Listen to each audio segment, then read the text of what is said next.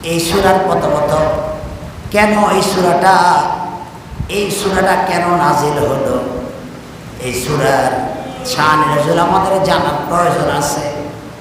এই সূরার সম্পর্কে আমাদের ধারণা নেওয়া প্রয়োজন। আমার বন্ধুগণ, আসুন এই সূরাটা হলো কোরআন শরীফের কত নম্বর সূরা বলছি? কত? 36 ভুলে গেছি। সূরা ইয়াসিনটা কত নম্বর সূরা? 36 ভুলে গেছি। কত নম্বর সূরা? এবং এখানে আয়াত আছে মোট 83টা। কত? রুকু আছে 5। আবার বলেন, এই সূরা কোরআন শরীফের কততম সূরা? 36। এই সূরাটা আয়াত আছে কত? আর রুকু আছে কত? আর অক্ষর আছে কত? 1498টা। কত? 1498। আরো মনে রাখার জন্য 1498। কত? 1498টা। এই সূরা নাজিল হয়েছে কোথায়? মক্কাতে। কোথায়? মক্কাতে রাসূল ছিল কত বছর বলেন তো? 13 বছর মোট ছিলেন আল্লাহ নবী মক্কার ভিতরে। মোট ছিলেন কত বছর জেনে নেন। রাসূলুল্লাহর মোট বয়স হলো 63। কত? 63। রাসূলের মোট বয়স হলো কত? 63। নবুয়ত অবস্থায় ইসলামী জিন্দেগিতে রাসূল ছিলেন মক্কায় 13 বছর। নবুয়ত পাইছে মোট কত বছর বয়সে? 40 বছর। এগুলো জানতে হবে। কান খাড়া করে কান শুনলে হবে না। রাসূলের মোট বয়স কত? ওরা বলে গেছে কত? রাসূল নবুয়ত পাইছে কত বছর বয়সে? কত বছরে? আরে বাইতে জিজ্ঞে মাছ আছে কি কইছে? ওদের কইতে এসকাই কইছে। কয় 2 আর কোন কয় এটা কইতে ইত্যাদ না। টেস্ট লাগছে, টেস্ট। কিন্তু কি টেস্ট লাগছে এর খবর নাই।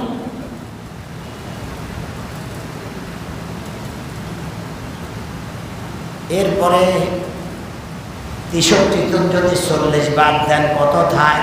23। এবার করিলেন কত? 23 বছরের মধ্যে 13 বছর ছিলেন মক্কায়, 10 বছর ছিলেন মদিনায়। ঠিক কিনা? এবার 40-এর লগে 13 যোগ করছে, হইলে কত? 53। আর মক্কাতে ছিল 10, হয়ে গেল 63। মিলছে তো? 63 বছরের মধ্যে 13 বছর ছিলেন তিনি মক্কায়। মক্কার জীবনের প্রথম সময়ে এই সূরাটা নাজিল হয়েছে, যখন রাসূলুল্লাহর উপরে মাইদ্যর হয়েছে। রাসূলুল্লাহ সাল্লাল্লাহু আলাইহি সাল্লামের উপরে হালকা মাইদ্যর হয়েছে। সাহাবায়ে কেরামদেরকে হালকা মাইদ্যর করলো এবং বিভিন্নভাবে ইসলামকে বাধা দেওয়ার জন্য চেষ্টা করলো, কিন্তু এই বাধাটা চরম আকার ধারণ করে নাই। কথা কি বুঝছেন কিনা? মক্কাতে রাসূল কি আরামে আছিল? 13 বছর না বেআরামে আছিল? প্রথমত 3 বছর আমার নবী গোপনে গোপনে ইসলামের দাওয়াত দিয়েছে। ক বছর? আমার কথা কয় না, এটা জানেননি আপনারা? তাহলে ইসলামের গুপ্তভাবে কাজ করার রেওয়াজ আছে না নাই? ওর কথা কয় না। বাংলাদেশে একদল আরেক দলের কয় গুপ্ত, কয় কি কয় না? গুপ্ত সংগঠন কয় কি কয় না? তা আমার রসুল যদি গোপনে দাওয়াতি কাজ করতে পারে, বাংলাদেশে যদি কোনো সংগঠন গোপনে কাজ করে, এটা তো নবীর সুন্নত আদায় হয়েছে। কথা বলো ঠিক কিনা? কথা কয় না? কোরআনের তাফসির বুঝেননি? তাফসির তো বর্তমান সময় মিলে দেখতে হইব। তোমরা এটারে গালি মনে করিও না, এটা হলো নবীর সুন্নত, ঠিক কিনা? গোপনে গোপনে দ্বীনের কথা বলার সুযোগ আছে না নাই? আবার ধরুন না, কত বছর এখানে তাফসির হয় নাই, এখন প্রকাশ্য হইতেছে। ও দোস্ত, এরপরে আল্লাহ নবী মক্কাতে 3 বছর গোপনে দাওয়াতি কাজ করার পরে রাসূল আল্লাহ একটা আয়াত নাজিল করলেন। সে আয়াত হলো ওয়াআনযির আশীরাতাকাল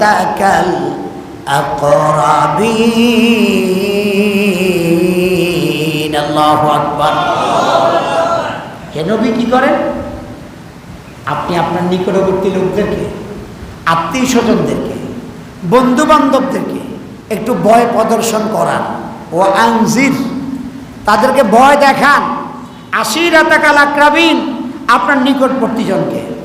আল্লাহ রাসূল এই আয়াত পাইয়া এবার মক্কার লোকদেরকে ডাক দিলেন, আত্মীয় স্বজন, ও আমার জাতির লোকেরা, ও আমার গ্রামের লোকেরা, তোমরা আসো। আমি হলাম বিশ্বনবী। আল্লাহ আমাকে নবুয়ত দিয়েছে। আমি চাপা পাহাড়ের উপরে উঠলাম, তোমরা নিচে কথা শোনো। চাপা পাহাড়ের এই পাশে কি আছে না আছে তোমরা দেখো না। আমি যেহেতু উপরে, আমি তোমাদেরকেও দেখি, ওদেরকেও দেখি। কথা বুঝেন? চাপা পাহাড় যারা হজে গেছে ওরা দেখছে। আমি হাবস সাহ, আঙ্গ শাহজাদা ভাই, আমরা একসাথে হজ করছি। একবার শাহজাদা ভাই, আমার আঙ্গ মহিউদ্দিন ভাই। চাপা পাহাড় হইল, এটা কোরআন শরীফের একটা নিদর্শন। কোরআন শরীফে একটা পাহাড়ের কথা আছে, ইন্নাস সাফা ওয়াল মারওয়াতা মিন শাআইরিল্লাহ। সাফা পাহাড়, মারওয়া পাহাড়, এই দুইটা হলো আল্লাহর নিদর্শন। এটা আল্লাহর কি নিদর্শন? এই দুটো জায়গায় আল্লাহ বান্দার দোয়া কবুল করে। সুবহানাল্লাহ। এই জন্য আমরা হজ উমরায় গেলে হাজিদেরকে এই জায়গাও দোয়া করাই, ওই জায়গাও দোয়া করাই, ঠিক কিনা? সাফা পাহাড়ও দোয়া করাই, মারওয়া পাহাড়ও কি দোয়া করাই। এবং খানায় কাবার দিকে মুখ করে, খানায় কাবার দিকে কি মুখ করে আমরা এই জায়গায় দোয়া করি। সাফা পাহাড়ের উপরে বিশ্বনবী উঠে বললেন, ও আমার দেশবাসী, তোমাদেরকে যদি বলি পাহাড়ের এই পাড় থেকে একদম শত্রু তোমাদের উপরে আক্রমণ করতে আসতেছে, তোমরা কিন্তু দেখো নাই, তোমরা না দেখি এইটা বিশ্বাস করবে কিনা? সাথে সাথে সবাই বলল, কেন করব না? বিগত 43 বছর যাবৎ তুমি মুহাম্মদ একটা মিথ্যা কথাও বলো না, আজকেও মিথ্যা কথা বলবে, এটা আমাদের বিশ্বাস হয় না। এবার বললেন, ও আমার চাচা জেঠা আত্মীয় স্বজন, শোনো, যদি তাই হইয়া থাকে তাহলে আমি আপনাদেরকে বললাম, এই দুনিয়া দুনিয়া নয়, এই দিন দিন নয়, আরো দিন আছে। মরার পরে আরেকটা জগৎ আছে, ওইটা জান্নাত আছে, জাহান্নাম আছে। আমার আল্লাহ আমাকে নবী করে প্রেরণ করেছে, আমি তোমাদেরকে সেই কথাই বলছি। তোমরা মূর্তি পূজা বাদ দাও, মানুষের আইন বাদ দাও, তোমরা সকলে আসো, আমরা আল্লাহর আইন মানি। আবু জাহেলের কর্তৃত্ব আর মাইনো না। আমি আল্লাহর নবী, আল্লাহ যেভাবে আমাকে করতে বলে আমি ওইভাবে করব, তোমরাও তা করবে। যদি তোমরা এটা করো, দুনিয়াতে তোমরা শান্তি পাবে, পরকালেও তোমাদেরকে জান্নাত দেওয়া হবে। সুবহানাল্লাহ। এই কথা বলছি, আর কত কথা এতদিন মানছি, কিন্তু এখন আর মানতে রাজি নয়। কারণ তুই আমার নেতাকে বিরুদ্ধে কইস, ওরা কথা বলে কইছে আবু জাহেলের আইন মানা যাবে না। আবু জাহেলের শাসন মানা।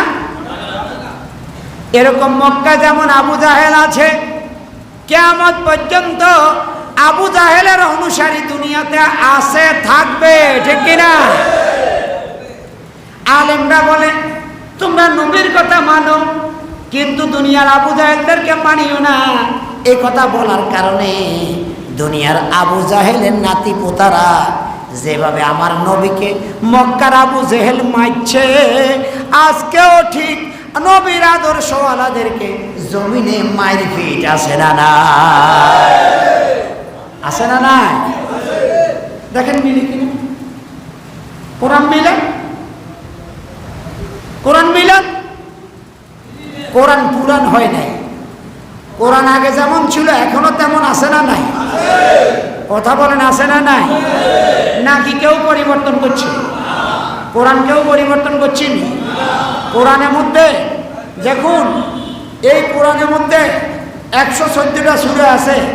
দুনিয়ার কোনো ক্ষমতাওয়ালারা 113টা বানাইতে পারছে না।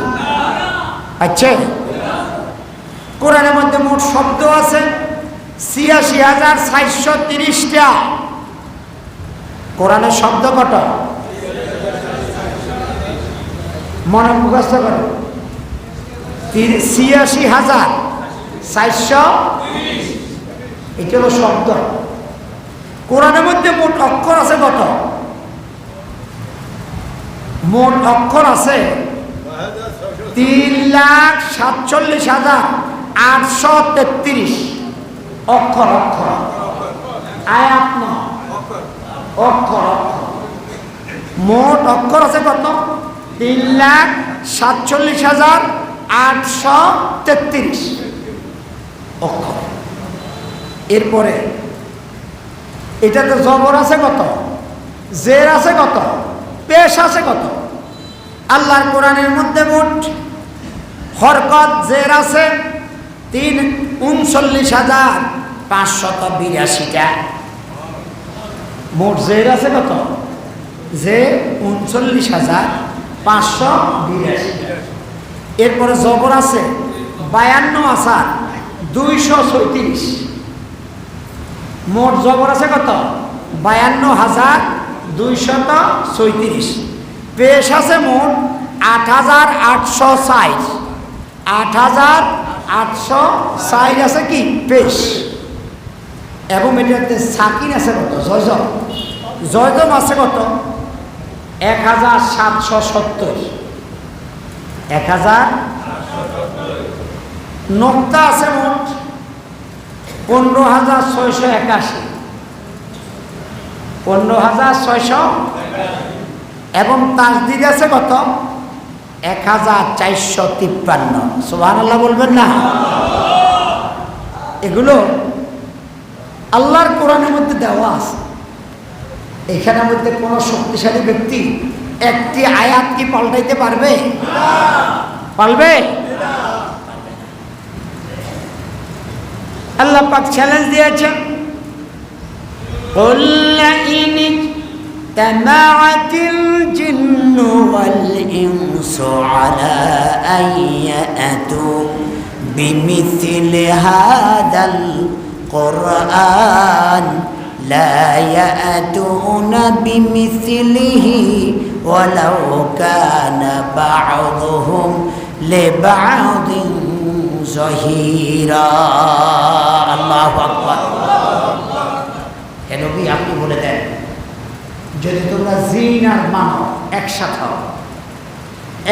হয়ে একে অপরকে সাহায্য সহযোগিতা করে এই কোরআনের মতো একটা কোরআন বানানোর জন্য চেষ্টা করো, দিন চলে যাবে, বছর চলে যাবে, তোমরা ব্যর্থ হয়ে যাবে।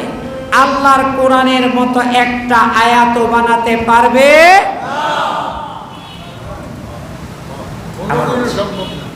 আবার আরেক আয়াতে বলছে, وَإِن كُنتُمْ فِي رَيْبٍ مِّمَّا نَزَّلْنَا عَلَىٰ عَبْدِنَا فَأْتُوا بِسُورَةٍ مِّن مِّثْلِهِ وَادْعُوا شُهَدَاءَكُم مِّن دُونِ اللَّهِ ইন কুনতুম সাদিকিন। সুবহানাল্লাহ বলেন।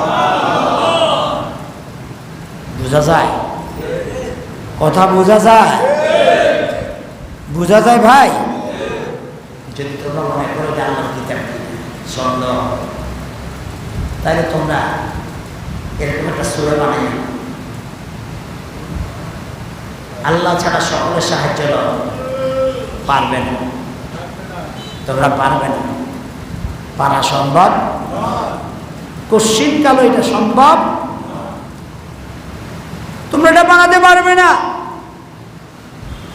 যেহেতু এটা কার কিতাব? সবার কার কিতাব? এটা আল্লাহ পাকের কিতাব। আসুন এবার আমরা